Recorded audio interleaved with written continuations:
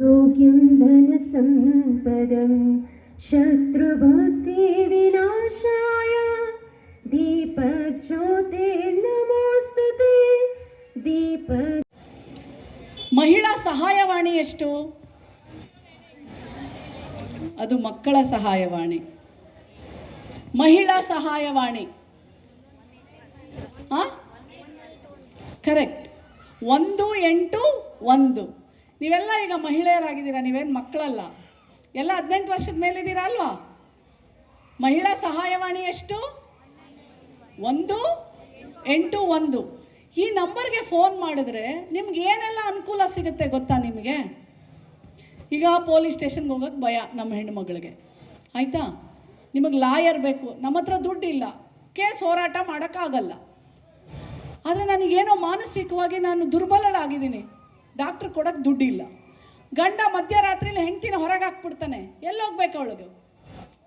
ಇದು ಎಲ್ಲದಕ್ಕೂ ಒಂದೇ ಸೂರಿನಡಿ ನಿಮಗೆ ಪ್ರತಿಯೊಂದು ಸಹಾಯ ಸಿಗುತ್ತೆ. 181. ಫಸ್ಟು ನೀವು ಅವ್ರು ಫೋನ್ ಮಾಡಿದ ತಕ್ಷಣ ಅವ್ರು ನಿಮ್ಮನ್ನು ಕರೆಸ್ಕೊಳ್ತಾರೆ. ಇಲ್ಲಿ ಎಲ್ಲಿದೆಯಪ್ಪ ಸಖಿ ಒನ್ ಸ್ಟಾಪ್ ಸೆಂಟರ್ ಎಲ್ಲಿದೆ ಇದ್ದಾರೆ ಹೆಣ್ಣು ಮಕ್ಕಳಿಗೆ ಗೊತ್ತಾ? ಎಷ್ಟು ಜನ ಹಾಕ್ಸ್ಕೊಂಡಿದ್ದೀರಾ?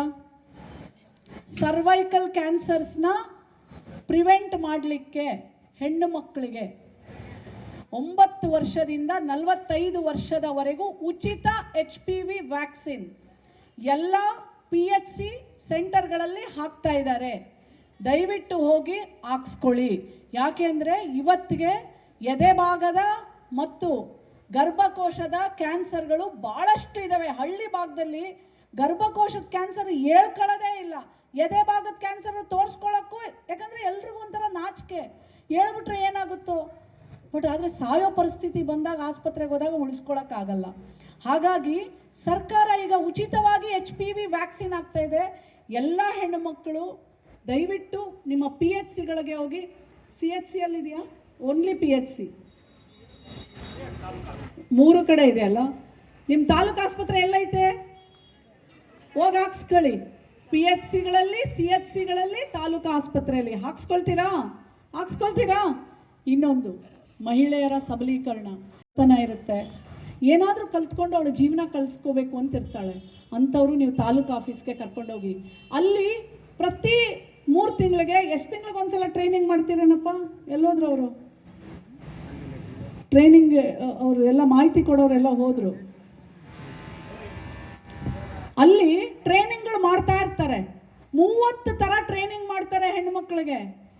Beautician, tailoring, embroidery, computer data operation, ಮತ್ತು ಇನ್ನೇನೇನು ಮಾಡ್ತಾರೆ ಮೇಡಮ್? ಹೇಳ್ತಾ ಹೋಗಿ ಹಂಗೆ. ಮಸಾಲೆಗಳೆಲ್ಲ ಇವಾಗ ಬೆಂಗಳೂರಲ್ಲ ನಾವೆಲ್ಲ ಅವಾಗ ಅಮ್ದಿರು ಎಲ್ಲ ಮಸಾಲೆನೆಲ್ಲ ಮನೇಲಿ ಮಾಡ್ಕೊಂಡು ಕೂತ್ಕೊಳ್ಳೋರು.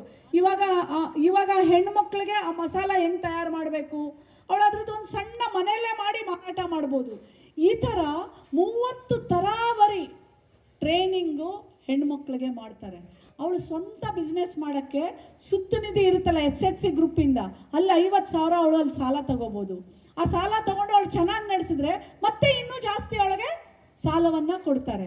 ಸೊ ಅವಳ ಬದುಕನ್ನು ಕಟ್ಕೊಳ್ಳೋದಕ್ಕೆ ರಾಜ್ಯದಲ್ಲಿ ಆರೋಗ್ಯವನ್ನು ಹಳ್ಳಿಯಿಂದ ದಿಲ್ಲಿವರೆಗೂ ಯಾರಾದರೂ ಕಾಪಾಡ್ತಾ ಇದ್ರೆ ಅದು ಆಶಾ ತಾಯಂದಿರು ಮಾತ್ರ.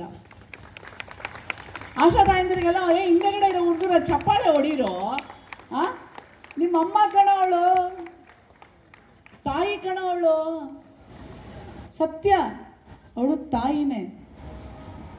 ಕಮ್ಯುನಿಟಿ ಏನೋ ಹೇಳಿದ್ರಲ್ಲ, ಅವರು ತಾಲೂಕು ಕಚೇರಿಯಲ್ಲಿ ಇರ್ತಾರೆ. ಎಲ್ಲಿರ್ತಾರೆ?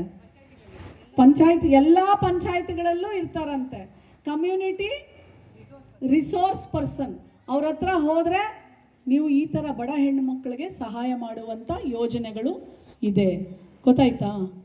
ಗಂಡ ಸತ್ತೋಗಿರ್ತಾನೆ, ಮಕ್ಕಳಿರ್ತವೆ, ಬಡತನ ಇರುತ್ತೆ, ಆ ತಾಯಿಗೊಂದು ಪೋಷಕತ್ವ ಯೋಜನೆ, ಅದ್ರ ಬಗ್ಗೆ ಎಲ್ಲ ನಿಮಗೆ ಈಗ ಗೊತ್ತಿದೆಯಾ?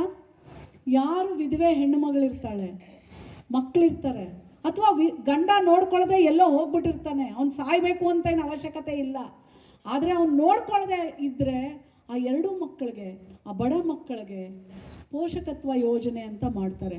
ನಮ್ಮ ವುಮೆನ್ ಆ್ಯಂಡ್ ಚೈಲ್ಡ್ ಅವರೇ ಮಾಡ್ತಾರೆ. ನೀವು ಸಾಂತ್ವನದವ್ರಿಗೆ ಹೋದರೆ ಅವರು ವುಮೆನ್ ಆ್ಯಂಡ್ ಚೈಲ್ಡ್ ಅವ್ರು ಕನೆಕ್ಟ್ ಮಾಡಿ ಆ ಯೋಜನೆಯನ್ನು DC ಅಪ್ರೂವ್ ಮಾಡ್ತಾರೆ. ಪ್ರತಿ ತಿಂಗಳು 4,000 ಆ ತಾಯಿ ಅಕೌಂಟ್ಗೆ ಹೋಗುತ್ತೆ, ಆ ಮಕ್ಕಳು 18 ವರ್ಷ ಆಗೋವರೆಗೂ. ಇದು ಪೋಷಕತ್ವ ಯೋಜನೆ. ಇದನ್ನೆಲ್ಲ ನಾನು ಯಾಕೆ ಈ ಮಾತು ಹೇಳ್ತಾ ಇದ್ದೀನಿ, ನಿಮಗೆಲ್ಲ ಬೋರ್ ಆಗ್ತಾ ಇದೆ ಅಂತ ನಂಗೆ ಗೊತ್ತಿಲ್ಲ. ಬಟ್ ಆದರೆ ನನ್ನ ಕರ್ತವ್ಯನವ, ನಾನು ಆಯೋಗದ ಅಧ್ಯಕ್ಷೆ ಆಗಿ ನನ್ನ ಮಕ್ಕಳಿಗೆ ಅರಿವಿನ ಬೆಳಕನ್ನು ಇವತ್ತಿಲ್ಲಿ ದೀಪ ಹಚ್ಚಿದ್ವಿ. ಒಂದು 8 ಜನ ಹೆಣ್ಮಕ್ಳು ಬಂದು ನಿಂತ್ಕೊಂಡ್ರು. ಅದರ ಅರ್ಥ ಏನು? ಇಲ್ಲಿ ದೀಪ ಹಚ್ಚಿರೋದು ಸುಮ್ಮನೆ ಅಲ್ಲ, ಆ ದೀಪಕ್ಕೆ, ಆ ಬೆಳಕಿಗೆ ಒಂದು ಶಕ್ತಿ ಇದೆ. ಆ ಶಕ್ತಿ ನೀವವ, ಆ ಶಕ್ತಿ ನೀವು ಕಂಡ್ರೋ. ಮೂಲಭೂತ ಸೌಕರ್ಯ ಇಲ್ಲ ಅಂತಂದ್ರೂ ನೀವು ಎಲ್ಲೋಗ್ಬೇಕು ಕೇಳೋಕ್ಕೆ ಪ್ರಶ್ನೆ. ನಿಮ್ಮ PDO ಬಂದಿಲ್ಲ, ನಿಮ್ಮ ಊರಿನಲ್ಲಿ ಕುಡಿಯೋಕ್ಕೆ ನೀರಿಲ್ಲ, ಶಾಲೆ ಕಾಲೇಜ್ಗಳಿಗೆ ಬಸ್ ಇಲ್ಲ, ಎಲ್ಲೋ ಕೇಳ್ತೀರಾ? ಎಲ್ಲೋ ಕೇಳ್ತೀರಾ? ಅಲ್ಲವಾ? ಅದನ್ನು ಕೇಳೋಕ್ಕೆ ನೀವು ಎಲ್ಲೋಗ್ಬೇಕು ಗೊತ್ತಾ? DC ಆಫೀಸ್ಗೆ. ಗೊತ್ತಾಯ್ತೇನ್ರವ? ಇದು ಸಾಂತ್ವನ ಅಂತಂದರೆ ಸಂತ್ರಸ್ತೆಗೆ, ವಿಕ್ಟಿಮ್ಸ್, ಯಾರಿಗೆ ದೌರ್ಜನ್ಯ ಆಗಿರುತ್ತೆ. ಈಗ ಮನೇಲಿ ನಿಮ್ಮ ಅಪ್ಪಂದಿರು ಯಾರಾದರೂ ಬಂದು ಕುಡಿದು ದಿನಾ ನಿಮ್ಮ ಅಮ್ಮನ ಹೊಡಿತಾ ಇದ್ದಾರೆ ಅನ್ಕೊಳ್ಳಿ, ನೀವು ಬುದ್ಧಿ ಕಲಿಸ್ಬೇಕಾ ಬೇಡವಾ? ಕಲಿಸ್ಬೇಕು ತಾನೇ. ಅಂಥ ಟೈಮಲ್ಲಿ 181 ಅವಾಗ ಏನು ಮಾಡ್ತಾರೆ? ನಿಮ್ಮ ಅಪ್ಪನ್ನೂ ಕರೀತಾರೆ, ನಿಮ್ಮ ಅಮ್ಮನ್ನೂ ಕರೀತಾರೆ, ನಿಮ್ಮ ಅಪ್ಪಂಗೆ ಹೇಳ್ತಾರೆ, ನೋಡಪ್ಪ ಇನ್ನೊಂದು ಸಲ ಆ ತಾಯಿ ಮೇಲೆ ಏನಾದರೂ ಕೈ ಮಾಡಿದ್ರೆ ನಿನ್ನ ಮೇಲೆ ಡೊಮೆಸ್ಟಿಕ್ ವೈಲೆನ್ಸ್ ಕೇಸ್ ಹಾಕ್ತೀವಿ. ಕೇಸು ಅಂದ ತಕ್ಷಣನೇ ಭಯ ಆಗುತ್ತಾ ಇಲ್ವಾ? ಆಗುತ್ತಾ ಇಲ್ವಾ? ಕುಡಿಯೋದು ಬಿಡ್ತಾನೋ ಇಲ್ವೋ? ಒಡೆಯೋದಂತೂ ಬಿಡ್ತಾನೆ, ಹೌದಾ ಇಲ್ವಾ? ಮತ್ತೇನು ಸಾಯೋವರೆಗೂ ಒಡಿಸ್ಕೊಳಕ್ಕಾಗತ್ತಾ? ಮಾತಾಡಿ, ಎಲ್ಲಿದ್ದೀರಾ? ಏನು ನಮ್ಮ ಮಕ್ಕಳಿಗೆ ಹೇಳಿ. ಎಲ್ಲ ಇಡೀ ಚಿಕ್ಕಬಳ್ಳಾಪುರ ಜಿಲ್ಲೆಗೆ ಗೊತ್ತಾಗಬೇಕು ಸಾಂತ್ವನ ಕೇಂದ್ರಗಳು ಎಲ್ಲೆಲ್ಲಿರುತ್ತೆ. ತಾಲೂಕುಗಳಲ್ಲಿ, ಪ್ರತಿ ತಾಲೂಕುಗಳಲ್ಲಿ ಸಾಂತ್ವನ ಕೇಂದ್ರ ಇದೆ. ಎಲ್ಲರೂ ಆಯೋಗಕ್ಕೆ ಬರೋ ಅವಶ್ಯಕತೆ ಇಲ್ಲ. ನಿಮಗೇನಾದರೂ ದೌರ್ಜನ್ಯ, ವಿದ್ಯೆ ಅಂದರೆ ಶಿಕ್ಷಣ ಮತ್ತು ಸಮಾಜ ಸೇವೆ, ಅದಕ್ಕೆ ಮಾತ್ರನೇ ಸಾರ್ಥಕ. ಇಲ್ದಿದ್ರೆ ಡಿಗ್ರಿ ತಗೊಂಡು ನೀವು ನಿಮ್ಮ ಮನೇಲಿ ನಿಮ್ಮ ಸ್ವಾರ್ಥಕ್ಕೆ ನೀವು ದುಡ್ಕೊಂಡು ಇದು ಮಾಡ್ಕೋಬೋದು. ನಿಜವಾದ ವಿದ್ಯೆ ಅಂತಂದರೆ ಶಿಕ್ಷಣದ ಜೊತೆ ಸಮಾಜ ಸೇವೆ. ಏನ್ರೋ ಮಾಡ್ತೀರೇನ್ರೋ? ಮಾಡ್ರೋ, ಸಹಾಯ ಮಾಡಿರಿ. ಸಾಂತ್ವನ ಕೇಂದ್ರಕ್ಕೆ ಕರ್ಕೊಂಡೋಗಿ ಯಾರಿಗೆ ನೀವೆಲ್ಲ, ಹೌದು ಕಣ್ರೋ, ಎಲ್ಲಿ ಉತ್ತರ ಕರ್ನಾಟಕದಿಂದ ಒಂದೊಂದು ಊರಿಂದ ಒಬ್ಬೊಬ್ಬ ಹುಡುಗ ಇಡೀ ಊರಿನ ಸಮಸ್ಯೆಗಳನ್ನೆಲ್ಲ ತಂದು ಫೋನ್ ಮಾಡಿಸಿ ಸಹಾಯ ತಗೊಂಡು ಹೆಂಗೆ ಹೋಗ್ತಾರೆ ಗೊತ್ತಾ? ನೀವೆಲ್ಲ ನಮ್ಮ ಶಕ್ತಿ ಕಣೋ.